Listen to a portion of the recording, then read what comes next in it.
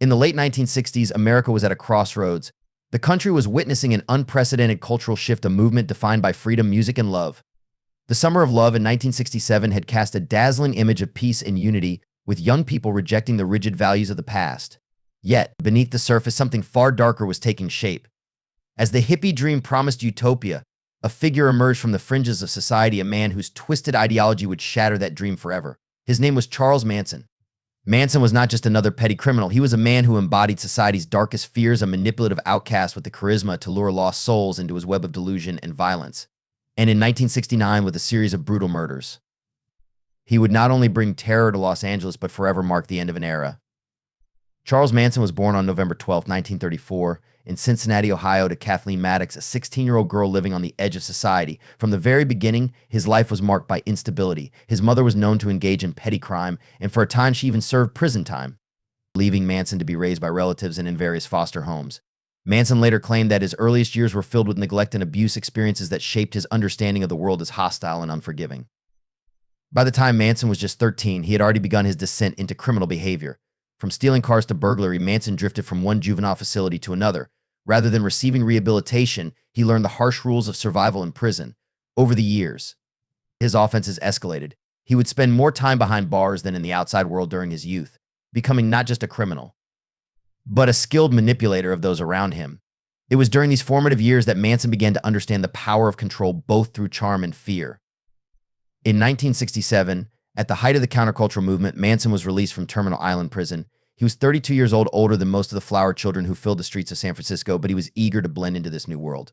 To Manson, the hippie movement was an opportunity, not a belief system. The ideals of free love, communal living, and rebellion against authority became tools for him to exploit rather than philosophies to embrace. Within months of his release, Manson made his way to the Haight-Ashbury district, the epicenter of the counterculture. There he found a community of young people searching for meaning, disillusioned by the promises of their parents' generation.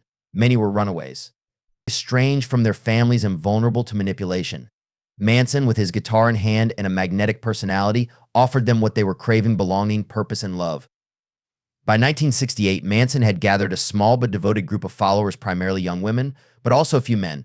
This group, known as the Family, saw Manson not just as a leader, but as a messiah. They believed he possessed spiritual wisdom, and under his influence, they rejected their former lives and adopted his worldview. Manson preached about the need to disconnect from mainstream society, using LSD to free his followers' minds from societal constraints. The family eventually settled at Spahn Ranch, a dilapidated former movie set located on the outskirts of Los Angeles. Life at the ranch was chaotic but intoxicating. Drugs flowed freely, and Manson held nightly gatherings where he would sing, preach, and manipulate. His teachings were a distorted blend of Christian theology, Eastern philosophy, and apocalyptic prophecy. He preached that a race war was imminent, a war he called Helter Skelter. Borrowing the name from a Beatles song, Manson told his followers that the family would be the last survivors, destined to rule over the post-apocalyptic world.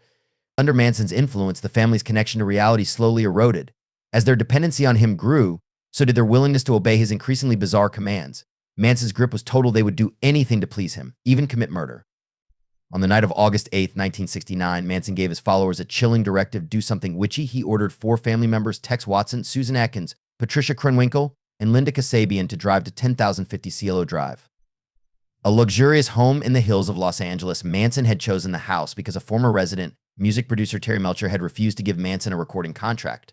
Though Melcher had moved out, Manson didn't care who lived there now. The mission was about sending a message. Inside the house were actress Sharon Tate, who was 8 months pregnant, and her friends Jay Sebring, Abigail Folger, and Wojciech Frykowski. As the family members entered the home, they unleashed a level of brutality that shocked even hardened detectives. Tate pleaded for the life of her unborn child, but the killers were merciless. In a frenzy of violence, they stabbed and shot their victims multiple times. Before leaving, they scrawled the word pig in blood on the walls, a grotesque signature meant to spread terror. Less than 24 hours later, Manson decided that more bloodshed was needed to truly ignite the chaos he envisioned.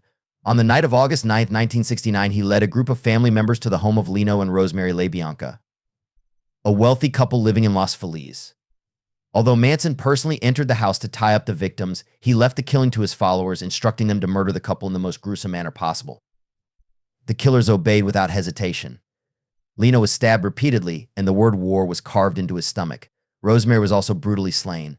Once again, the family left messages in blood on the walls: death to pigs and Risey, signs of their twisted ideology. In the months following the murders, fear gripped Los Angeles, wealthy residents hired private security, and rumors of a cult conspiracy spread like wildfire.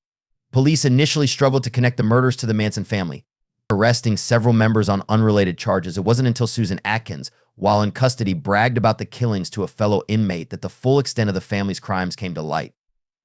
The trial of Charles Manson and his followers began in 1970 and quickly became one of the most sensational trials in American history. Manson used the courtroom as a stage, carving an X into his forehead to symbolize his rejection of society. His followers did the same. And they sat outside the courthouse daily, chanting songs and defending their leader. Throughout the trial, Manson denied direct involvement in the murders but made no attempt to hide his control over the killers. The prosecution's argument was groundbreaking. Manson had not physically committed the murders but had manipulated his followers to kill on his behalf.